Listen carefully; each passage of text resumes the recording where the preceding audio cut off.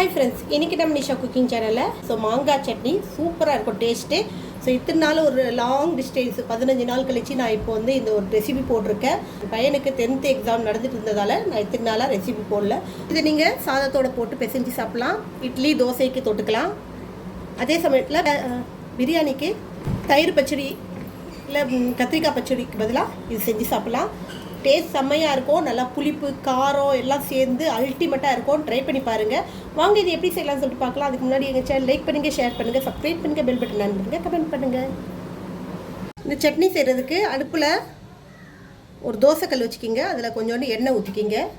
நல்லா சூடானதும் மாங்காய் சீசன் இப்போது நம்ம இந்த மாதிரி ஏதாவது ட்ரை பண்ணால் நல்லாயிருக்கும். இது நல்ல ஃபேமஸான ஒரு சட்னி. ஈஸியாக டக்குன்னு நம்ம செஞ்சிடலாம். நேரம் ரொம்ப எடுக்காது. காரத்துக்கு தகுந்த மாதிரி பச்சை மிளகா போட்டுக்குங்க. ஒரு 4 பூண்டு பல், ஒரு 2 தக்காளி இந்த மாதிரி கட் பண்ணிக்கிங்க.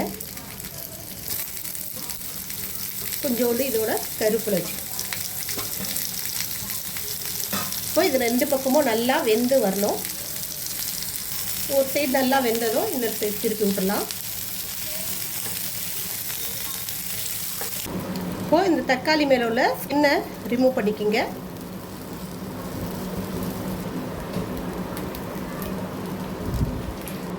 ஒரு மிக்ஸி ஜார் எடுத்து நம்ம இதை வதக்குனது தக்காளி, பச்சை மிளகா, பூண்டு எல்லாத்தையும் ஒன்றா இதில் போட்டுக்குங்க.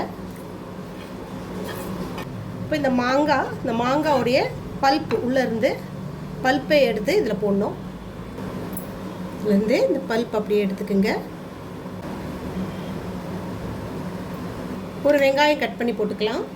கொஞ்சோண்டு புதினா, கொஞ்சோண்டு மல்லி, 1 ஸ்பூன் சாட் மசாலா, 1/2 ஸ்பூன் ஜீரகப்பொடி. இப்போ இதுக்கு தேவையான அளவு உப்பு சேர்த்துக்குங்க. இப்போ இதை அரைச்சிட்டு வந்துடலாம். அவ்வளோதான், சூப்பரான ஒரு மாங்காய் சட்னி. நல்லா டேஸ்ட் செம்மையாக இருக்கும். சாதத்தோட இட்லி தோசையோட தொட்டு சாப்பிட்டிங்கன்னா அவ்வளோ சூப்பராக இருக்கும். சைட் டிஷ்ஷாக கூட வச்சு சாப்பிட்லாம், மெயின் டிஷ்ஷாக கூட வச்சு சாப்பிட்லாம். ஈஸியாகவும் டக்குனும் நல்லா அல்டிமேட் டேஸ்ட்லேயும் செய்யக்கூடிய இந்த மாங்காய் சட்னியை நீங்களும் ட்ரை பண்ணி பாருங்கள். செம்மையாக இருக்கும். இது பிரியாணி கூட நீங்கள் வச்சு சாப்பிட்லாம். பிரியாணி, இட்லி, தோசை, அதே சமயத்தில் கார்ட் ரைஸோட சாப்பிட்லாம். டேஸ்ட்டாக இருக்கும். ட்ரை பண்ணி பாருங்கள். என்னோட ரெசிபியோட உங்களை சந்திக்க வரை உங்கள்கிட்ட விடைபெறுவது உங்கள் விஷயம். எங்கள் சேனல் லாஸ்ட் வரைக்கும் பார்த்தவங்க மிக்க நன்றி. பாய்.